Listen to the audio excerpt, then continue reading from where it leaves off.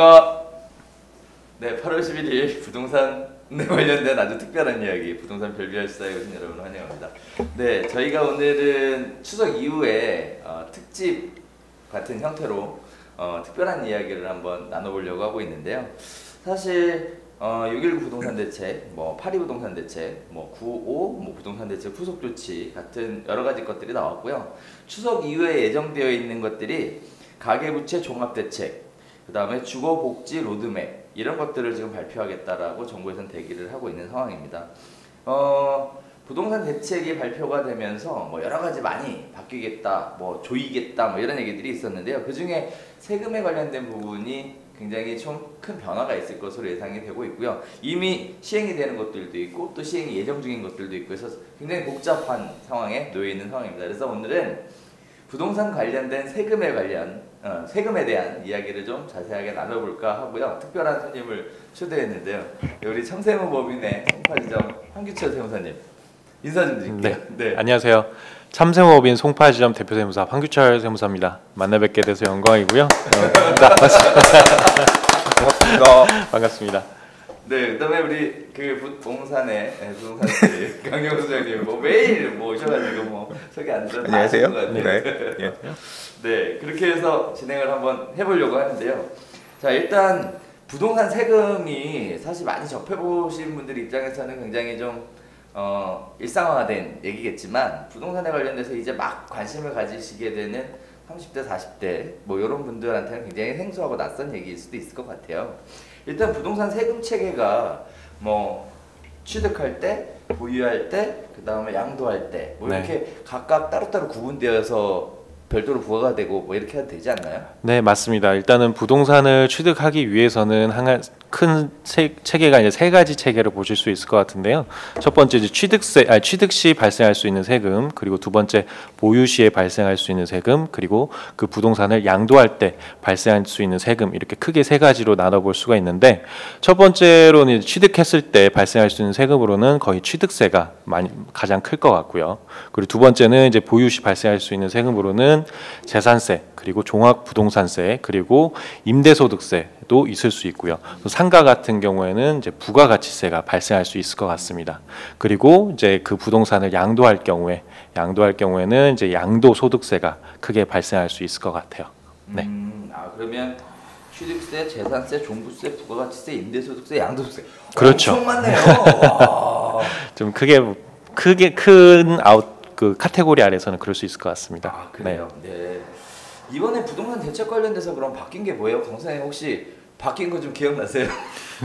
바뀐 거요? 네. 일단은 현재까지 바뀐 거, 그다음에 앞으로 바뀌기로 한 거 두 가지 정도가 있는데, 지금 이제 빨리 바꾼 게 뭐냐면 사람들이 부동산을 좀 투기 목적으로 이렇게 자꾸 살려고 한다라고 해서 과거에도 그랬지만 항상 딱 제일 먼저 건드리는 게 팔 때 발생하는 세금을 무겁게 만들어서 쉽게 이거 사도 니네가 못 가져가, 다 뺏을 거야, 이런 어떤 이미지를 주려고 했거든요. 또 그렇죠. 경기가 안 좋아지면 좀 그냥 공짜로 먹으세요 했다가 비과세 이런 걸 되게 이거는 세금 안 거둘 테니까 좀 집 좀 사세요 했다가 또 가열되면 세금 내놔. 그게 뭐냐면 1세대 1주택 비과세 요건 중에서 지금 원래는 이제 2년만 보유하면 비과세였는데 그렇죠. 2년의 거주 요건이 추가가 됐어요. 다 해당이 되는 건가요? 이제 지금은 신규 취득하는 다 해당이 된다고 하기에는 좀 어폐가 좀 있을 것 같은데요. 이제 8.2 부동산 대책 이후로 8월 3일 이후에 이제 취득분부터는 거주 요건, 2년 거주 요건이 플러스가 돼서 비과세 요건에 좀 중요시해야 될 것 같습니다. 그래요? 그러면 이제 거주 안 하면은 세금 양도소득세를 내야 된다는 거죠? 그러니까? 그렇죠. 1세대 1주택자도 거주를 2년 이상 안 했을 경우에는 무조건 세금이 나온다고 보시면 될 것 같아요. 사실 이 이슈 관련해서는 조금 디테일하게 볼 부분은 있어요. 뭐가 있었냐면 이게 보통 이제 부동산 취득할 때 대책 이전에 계약을 해놓고 잔금을 예를 들어 대책 이후에 치르잖아요. 그렇죠. 그럼 취득 시점 자체가 8.2 대책 이후란 말이에요. 그러면 이게 적용이 돼서 2년 거주 요건이 붙어요. 근데 예를 들자면 이런 거 있죠. 신규 분양 아파트를 받았어. 네. 2년 전에 받았어. 네. 그러니까 2015년에 분양받았는데 네. 이 아파트 입주는 2017년 9월인 거예요. 예를 들어서. 그렇죠. 그럼 이 아파트의 취득은 9월이 돼요. 네. 그러니까 난 2년 전에 행위는 했는데 이거에 대한 취득은 2017년 8월 1일 이후가 되니까 2년 거주권이 붙어버리는 거예요. 그래서 너무 억울하다. 이거 구제해달라. 이것 때문에 되게 공방이 많았었는데 네. 이제 그 부분에 대해서 조금 제한적으로만 소급 구제를 해주는, 그러니까 다 구제는 안 해주고 뭐 무주택자인 경우에 한해서만 해주겠다 뭐 이런 식으로 해서 조금 이게 붙어가지고 통과가 됐거든요. 그래서 혹시나 지금 이게 되게 중요한 부분이니까 그래서 그런 디테일한 부분은 세무사님이나 아니면 세무사 확인을 하셔서 내가 이 거주 요건이 붙었는지 안 붙었는지 확인하시는 게 필요합니다. 네. 일단 현재 바뀐 그게 하나예요. 네. 그래서 그 부분들에 대해서 좀 더 추가적으로 말씀드리자면 정확한 거는 그 올해 말에 17년 말에 세법이 확정되고 난 이후에 한번 판단을 해보시는 게 가장 좋을 것 같습니다. 아, 그렇게 네. 확정이 아니나요? 아직 100% 확정은 아니니까요. 예, 이게 사실 항상 어렵게 느껴지는 부분이 시행일 이게 참 어렵더라고요. 그렇죠. 뭐 하겠다 했는데 되냐? 현재 시점에서 적용이 되냐? 안 되냐? 이것도 다 날짜가 다르죠. 부동산 대책은 항상 그래요. 종합 대책이라고 하는 거는 앞으로 정부에서 이제 이렇게 하겠습니다라고 해서 여러 분야 법을 여러 개를 건드려야 되니까 여러 네. 분야에 대해서 해놓고 내놓고 상황 봐가면서 이제 국회에서 어떤 여야 입법을 통해서 그 과정에서 변질되거나 변경되거나 하는 내용들도 되게 많아서 이제 사실 이제 실제 법이 어떻게 바뀌는지 시행되는 그렇죠. 시점에 따라서 봐야 되는 게 맞죠. 그럼 계속 관심을 갖고 있어야 되는 영역이겠네요. 그러니까 전문가가 괜히 있는 게 아니죠. 그러니까 항상 행위를 하기 전에는 저도 이런 그런 얘기가 있었지 정도만 알다가 이제 실제 행위가 필요한 때는 물어보죠. 법무사한테 등기 이런 거 물어보고 세무 관련 세무사님께 물어보고. 취득세는 법무사한테 물어보는 게 맞죠. 그렇죠. 취득세는 자체적으로 지방세라고 보시면 돼요. 그렇기 네. 때문에 뭐 세무사도 알 수 있지만 법무사님이 대부분 많이 처리를 해주시기 때문에 뭐 어느 분에게 물어봐도 상관은 없습니다. 그래요? 예. 근데 또 하나 궁금한 게 있는데 부동산을 못 사게 하기 위한 대책을 발표를 한 거잖아요. 그러면 취득세를 확 올려갖고 못 사게 하는 게 더 낫지 왜 양도세를 확 올려가지고 못 사게 할까요? 근데 그러면 그렇게 되면 실거주 목적인 사람들한테도 불이익이 갈 수도 있으니까 그런 뭐 다주택자를 위해서라고 한다고 하면은 네. 그거에 대해서 조금 문제가 생길 수는 있겠죠. 다주택자를 규제하기 위한 방법이기 때문에 그렇죠. 양도소득세를 그렇죠. 크게 무겁게 부과를 그렇죠. 해서 못 사게 하는 것이 그렇죠. 맞다. 그 실거주 목적으로 1세대 1주택만 갖고 있겠다라고 하면은 취득세와 다주택자와 동일하게 취득세는 동일하게 가지만 나중에 다주택자들에 대해서는 그에 대해서 좀 페널티를 주려고 한다면 나중에 양도소득세로 부과를 하는 게 오히려 실에 맞지 저는 않을까. 다른 부분도 있는 것 같아. 뭐예요? 이 취득세는 지방세잖아요. 네. 그러니까 구청으로 가. 네. 근데 양도소득세는 국세잖아요. 네. 그래서 주소지에 있는 인세기 때문에 이 사람 주소지에 있는 세무서 해가지고 국가가 가져가잖아요. 네. 그러니까 바뀌면 일단 그거에 대한 이득은 내 거. 국세예요. 지방세는 취득세는 니들 지방정부 져야 되는 거야. 내 거. 그렇죠, 뭐 그런 의미가 좀 있지 않나. 그럴 수도 있을 좋은 얘기입니다. 이거 밖으로 싸우는 얘기. 밖으로 싸. 그렇죠. 자, 그다음에 한해 부동산 대책 관련해서 그래서 관심 있게 봐야 되는 부분이 그러면 양도소득세에 관련된 부분이겠네요. 아무래도 그게 가장 핵심이지 않을까 싶습니다. 네. 그리고 지금 또 얘기 나오는 게 뭐냐면 주거복지 로드맵에 따라서 다주택자들을 위한 임대주택 사업자 등록을 유도하겠다 뭐 이런 얘기들이 나오는데 임대주택 사업자라는 건 또 뭐예요? 임대주택 사업자라고 하는 거는 이제 실거주 목적으로 가지고 있는 주택 이외에 가지고 있는 주택을 임대주택으로 등록을 해서 그거에 대한 나오는 그 소득이 있을 거잖아요. 네. 그 부분들에서 소득세라든지 그 부분들에서 과세를 하겠다라는 얘기도 될 수도 있고요. 그거에 대해서 이제 그 임차인들에 대해서도 조금 좀 안정화시킬 수 있게 하는 부분이지 않을까 싶습니다. 그런데 임대주택 사업자를 등록하는 게 좋은 거예요? 안 하는 게 좋은 거예요? 지금 현재 시점에서는 그쪽으로 국가에서 유도를 많이 하고 있기 때문에 저는 가급적 그렇게 하시는 게 좋지 않을까라는 생각이 있습니다. 앞으로는 그렇게 하는 게 좋은데 네. 현재로서도 마찬가지일 것 같고요. 왜냐하면은 혜택이 좀 있습니다. 이제 주택 임대 사업자, 단기 주택 임대 사업자 같은 경우에는 이제 장기 보유 특별 공제라고 해서 추가적으로 더 해주는 부분들이 있을 것 같고요. 준공공 임대주택 자들에 대해서도 마찬가지로 장기 보유 특별 공제가 추가적으로 더 되는 부분들이 있고, 그리고 양도소득세 감면되는 부분들이 있을 것 같고요. 네, 그런 부분들이 있기 때문에 계속적으로 오랫동안 보유를 하시려고 하신다고 하시면 그 임대주택 등록을 하시는 게 오히려 좀 더 유리하지 않을까 싶습니다. 장기적으로 보유를 하려면 임대주택 사업자 등록을 하는. 그렇죠. 근데 사실 장기적으로 등록하고 싶지 않지 않나요? 저는 할 건데. 그렇죠. 서울 오피스텔 하나 분양 받아놓은 게 동네에 있어요. 살고 네. 있는 동네에.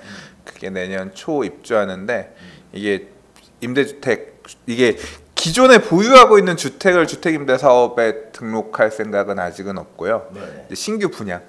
왜냐하면 오피스텔은 취득세가 그렇죠. 높아요. 4.6%. 맞습니다. 그러니까 3억짜리니까 3, 50, 한 1,500 정도 나오거든요. 네. 근데 이게 주택임대사업자 등록을 하면 200만 원까지는 없고 아마 200만 원 초과하는 부분 85%가 감면인가 네, 해줄 맞습니다. 거예요. 그래서 임대사업자 등록. 그래서 그냥 주택임대사업자 내고, 대신 이제 페널티는 처음 임대 가격 정해놓고 연 5% 이내로 이 계속 상한선 맞춰야 상한선 되고요. 이내로 임대료를 올리지 못하고, 대신 이제 그리고 또 이제 4년 이상, 뭐 단기로 하면 4년이고 장기면 준공공이면 8년이니까 팔지를 못해요. 그러니까 내 재산권 침해가 있는 거죠. 그렇긴 하지만 뭐 장기적으로 길게 생각한다고 놓고 보면 주택임대 사업을 하는 게 맞지 않을까 싶어서. 그것도 절세에 팁이 되겠어요. 그렇죠. 예. 그 한 가지 더 말씀드리자면 이제 취득 관련돼서 이제 취득세를 줄일 수 있는 방안에 대해서 말씀하셨는데, 그거는 이제 신축이나 분양 관련된 경우에만 그렇죠. 해당되는 거니까 참고하셨으면 좋겠습니다. 그러면은 취득할 때 세금을 절세할 수 있는 방법, 뭐 보유할 때 절세하는 방법, 뭐 양도할 때 절세할 수 있는 방법, 뭐 또는 양도소득세 관련돼서 무슨 뭐 절세하기 위해서 취득 시 준비할 거, 보유 시 준비할 거, 뭐 처분 시 준비할 거, 뭐 이런 것들이 다 다를 것 같은데, 그렇죠. 그거에 관련돼서 생각나는 대로 정리를 좀 간단하게 해주시면 좋을 것 같아요. 일단은 첫 번째 취득 시 발생될 수 있는 세금으로 이제 취득세가 있을 수 있는데, 방금 말씀드렸던 대로 이제 신축이냐 분양했을 경우에 그 물건을 샀을 경우에 거기서 취득세, 임대주택 등록을 했으면은 거기에 대해서 취득세가 감면이 되는 부분이 있을 수 있을 것 같고요. 네. 그리고 보유 시에 발생할 수 있는 세금으로는 이제 재산세나 종부세가 있을 수 있는데, 그 이제 임대주택 등록을 하게 되면 종부세 같은 경우는 감면되는 조항들이 좀 있을 수 있고, 마찬가지로 재산세도 있을 수 있고요. 그리고 소득세 부분, 임대를 발생을 하면 임대 소득이 발생함으로 인해서 발생될 수 있는 임대 소득세, 네. 소득세가 있는데 그 부분들에 대해서도 제가 알기로 30% 정도는 감면이 되는 걸로 알고 있습니다. 그리고 이제 부가가치세는 뭐 어차피 임차인 뭐 상가 부분이니까 뭐 임차인한테 받아다가 우리는 임대인이 국가에 납부하는 경우니까 거의 이 임대인들한테 나가는 세금은 거의 아니라고 볼 것 같고요. 그리고 마지막에 이제 세 번째 양도소득세 부분인데, 양도시에 발생할 수 있는 세금으로는 이제 어떻게 줄여 나가는지에 대해서 이제 절세 플래닝이 굉장히 중요할 것 같습니다. 절세 플랜. 네.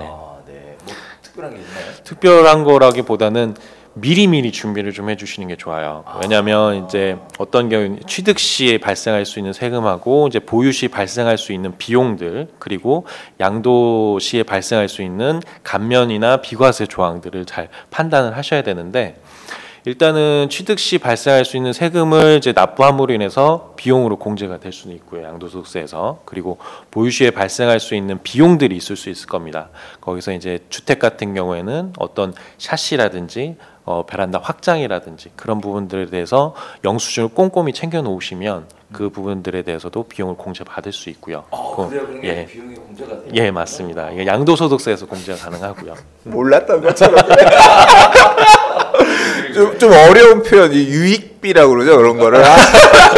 필요비는 공제가 안 되고 네. 유익비. 그러니까 뭐 어떤 예를 들어서 공제가 안 되는 부분도 있을 수 있을 거예요. 뭐 인테리어 비용 중에서도 이제 뭐 도배, 장판 이런 부분들은 또 이제 싱크대 교체 비용, 뭐 화장실 교체 비용이라든지 이런 부분들은 수익적으로 지출되는 비용들이기 때문에 그 부분들은 공제가 안 될 수 있습니다. 그렇군요. 네. 죄송합니다. 전혀 모르는 것처럼. 아니에요, 잘하고 계세요. 사실 여러분들의 입장을 대변해서 그렇죠. 궁금하실 것 같아서 계속 여쭤보는 건데요. 아무래도 제가 얘기하는 것보다 세무사가 직접 얘기하는 게 훨씬 더 좋지 않겠습니까? 네. 그리고 뭐 옛날에 이런 말이 있잖아요. 약은 약사한테, 진료는 의사한테, 세금은 세무사한테, 그죠? 그렇죠. 네.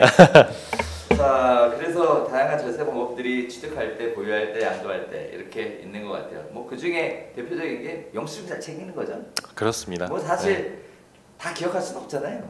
그렇죠. 영수증 잘 챙기는 거. 그다음에 취득할 때 이미 취득하기 전에 이미 세금을 어떻게 절세할 것인지 플랜을 짜는 거. 그렇죠. 그렇죠.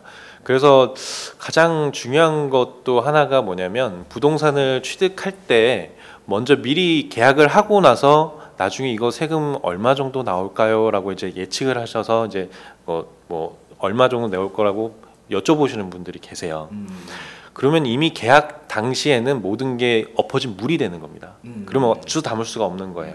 그래서 어떤 주택을 부동산이든 어떤 주택을 팔든지 사든지 간에 미리 세무사님과 상의를 하셔가지고 어떻게 하면 미리 준비를 할 수 있는지 부분들에 대해서 생각해 보시는 것도 좋을 것 같아요. 그 대표적인 게 일시적 2주택 비과세죠. 맞습니다. 네. 그래서 그 하나의 주택을 보유한 상황에서 이제 다른 하나의 주택을 살려고 할 때 네. 일단은 이 A라는 주택을 먼저 취득을 했으면 B라는 주택을 취득을 할 때 1년이 일단 지나야 돼요.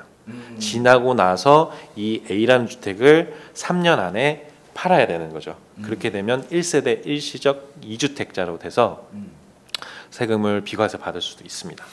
옛날에 이 내용 없었는데, 그러니까 1년 기간이 옛날에 일시적 1세대 2주택 개념 그러니까 지금 말씀하신 내용이 중간에 갑자기 튀어나와서 좀 잘 모르시는 분들 계시겠지만, 내가 원래 집을 하나 갖고 있었는데 저기 새 집으로 이사를 가고 싶단 말이에요. 그렇죠. 근데 이 집을 지금 팔고 싶어도 바로 안 팔려. 그러니까 이 집을 사서 일단 내가 먼저 이거 오를 것 같으니까 먼저 사놓고, 그 다음에 이 집은 나중에 팔면 이게 2주택이니까 양도세를 내야 되는 형태가 되는 건데, 제한적으로 안 팔리거나 할 수도 있으니까 일정 기간 동안은 이 집이 안 팔리더라도 이 집은 비과세로 이렇게 일시적으로 봐주겠다. 2주택인 경우로 봐주겠다라고 해서 이제 세금을 안 받는 그런 특례 조항이 있는 건데, 그게 이제 옛날에는 일시적 1세대 2주택 기간이 지금은 3년이잖아요. 그렇죠. 그러니까 신규 주택을 구입하고 3년 이내에 기존 주택을 팔면 비과세가 되는 건데, 옛날에는 2년이었던 걸로 기억해요. 2년이었다가 바뀐 걸로 아는데, 근데 이제 사실 그래서 옛날에 그랬거든요. 하나 집 사고요.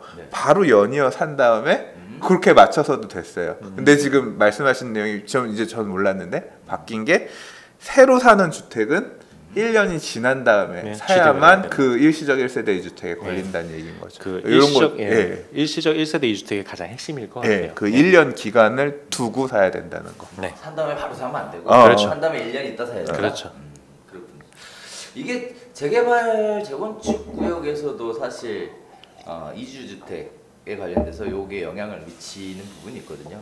네. 너무 어려워. 걸로 가면 대체주택, 입주권 1세대 2주택 이거 거주 요건 뭐 이런 거 하면, 그렇죠. 어렵죠. 이거 어려운데 알아야 되는 내용이 힘들어요.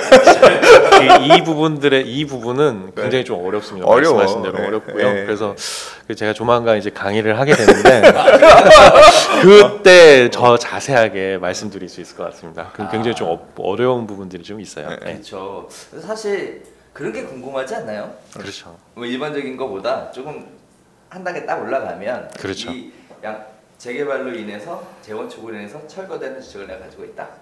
근데 이거를 세금과 접목시켜서 대체주택으로 해서 일시적인 2주택으로 해서 양도세를 비과세 받으면서 옮겨 다니면서 막 이렇게 하는 이런 것들이 사실 중요한 부동산 투자를 공부하는 입장에서, 그러니까 결국 말씀하신 것처럼 이제 취득할 때, 보유할 때, 그다음에 양도할 때인데, 사실 어떻게 보면 부동산 관련 세금의 핵심은 양도할 때 세금을 줄이는 게 가장 큰 팁이고, 소득세 관련해서 양도하는 내용이 또 되게 많잖아요. 그리고 그렇죠. 복잡하고. 근데 그걸 잘 공부하면 정말 절세할 수 있는 팁들이 되게 많거든요. 그래서 세무 관련해서는 이제 양도소득세 관련된 부분들, 특히 이제 뭐 일반적인 부동산이 아니라 말씀하신 것처럼 재개발이나 재건축은 복잡하잖아요. 집이 있다가 멸실됐다가 다시 생겼다가 그래서 이 보고 있는 기준들이 다 다르기 때문에 제일 어떻게 보면 기초가 되는 공부인 것 같아요. 근데 뭐 저도 이제 재개발 재건축 쪽 보면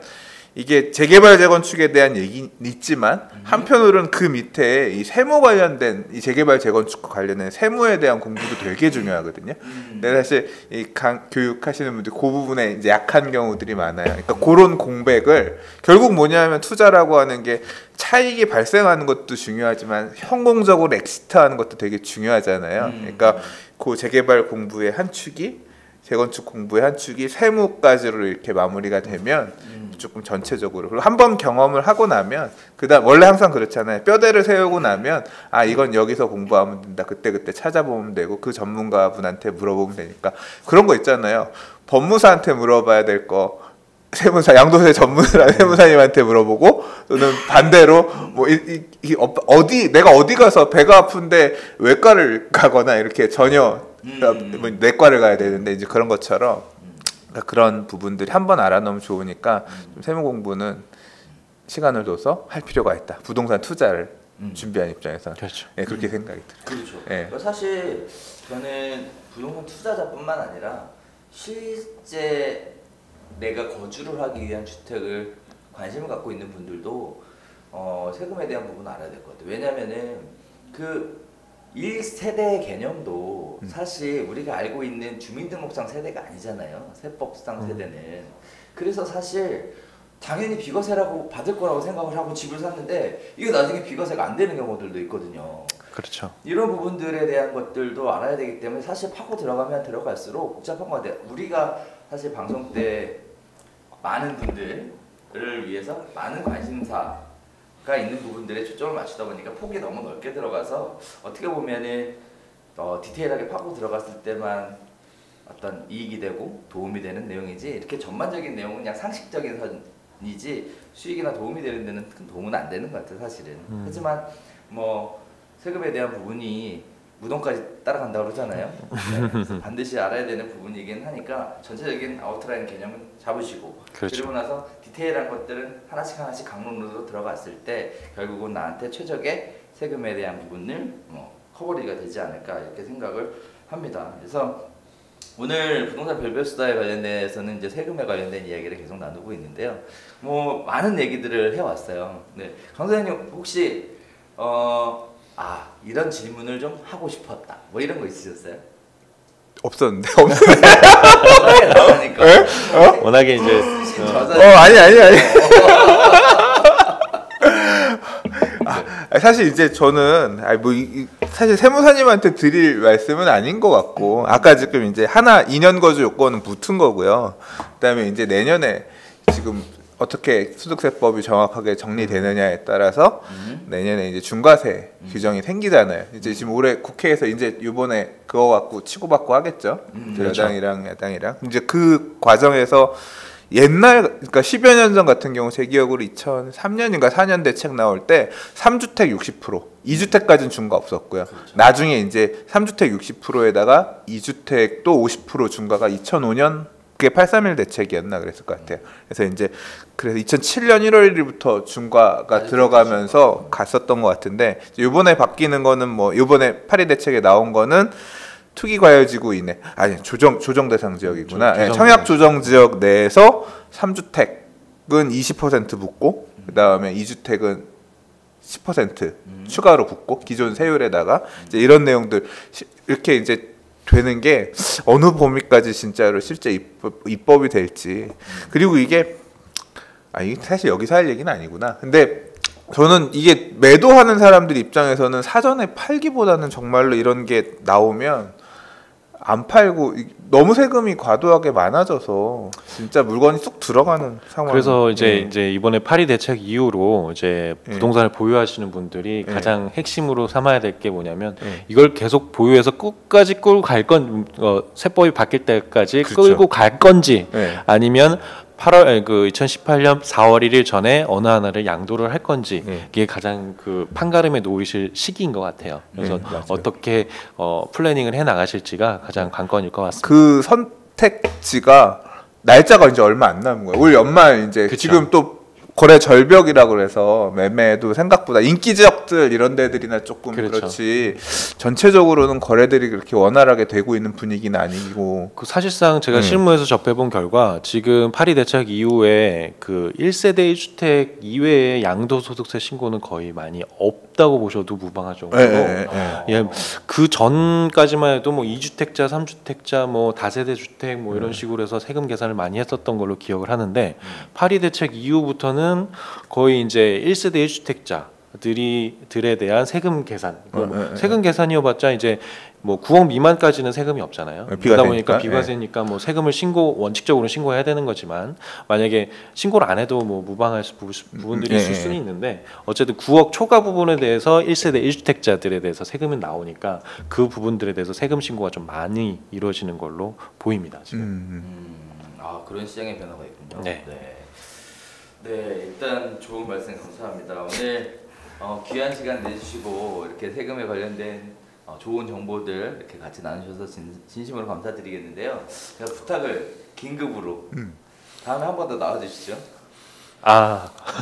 불러만 주시면 언제든지 네. 준비해서 나올 수 있도록 하겠습니다. 네. 그래서 하는데 여러분들이 궁금해하시는 세금들이 있으시잖아요.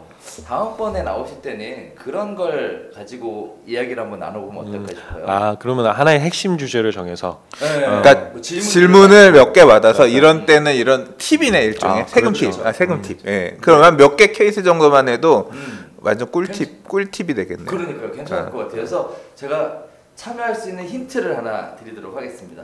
저희가 지금 방송이 촬영이 되면은 일단은 유튜브에 올라가는 게 있어요. 네, 그래서 유튜브에서 붓. 올라가고요. 그다음에 부동산 카페에 올라가고요. 그다음에 네오비 카페에 올라갑니다. 이렇게 크게 세 군데 채널에 올라가게 되는데요. 이 채널들에 여러분들이 보시고 나면 내가 평상시에 궁금했었던 부동산에 관련된 세금 이런 부분들을 질문을 좀 남겨주시면 저희가 그 질문들을 취합을 해서 취합된 질문들을 특별한 날을 잡아가지고 어떻게 좀 풀어드리는 이런 시간을 한번 가져보면 도움이 되지 않을까라고 생각을 하는데요. 저희 방송 관심을 가져주시고 혹시 평상시에 세금에 관련돼서 궁금한 것들이 있었는데 이렇게 한번 물어보고 싶다 생각하셨던 분들은 저희가 운영하고 있는 유튜브 부동산의 스터디 그 다음에 네오비 이렇게 세 군데 채널을 이용해서 댓글 남겨주시면 저희가 그 댓글 내용을 취합해서 이해가기 쉽게끔 한번 정리해가지고 그렇게 한번 방송 한번 진행해 보도록 하겠습니다. 괜찮죠? 좋은 것 같습니다. 일이 너무 많을 거 같아요. 댓글 막 쫙 달리면 그것 중에서 왜 내 거는 안 해줘요? 이게 그런 게 살짝 그렇죠. 지금 걱정이야. 그래서 왜 내 질문은 답변 안 해줘요? 시간은 한정돼 있는데. 그렇죠. 예. 그러면은 어떻게 뭐 아니 해봐야지 뭐. 어떻게 뭐 처음에 뭐 사과의 말씀 먼저 드려야 되겠네요. 네, 그럴 수도 있습니다. 시간이 제한적이다 보니까 그럴 수도 있는데 그러니까 많은 분들이 궁금해하실 좀 대표적인 케이스 몇 개 그렇죠. 정도만 꼽아서 이제 그렇게 좀 이해를 돕기 위한 그런 Q&A 되면 좋을 것 같네요. 그렇죠. 네. 자 그럼 그렇게 한번 해서 한 번 더 추가로 진행하는 걸로 그렇게 해서 하도록 하겠습니다. 관심 많이 보여주시고 뭐 좋아요도 눌러주시고 그리고 질문도 많이 남겨주시고 하시면 여러분들에게 실질적으로 도움이 되는 저희 별별수다가 되지 않을까 생각을 합니다. 지금까지 시청해주신 여러분 진심으로 감사드리겠고요. 저희는 다음에 더 좋은 아이템을 가지고 다시 인사드리도록 하겠습니다. 감사합니다.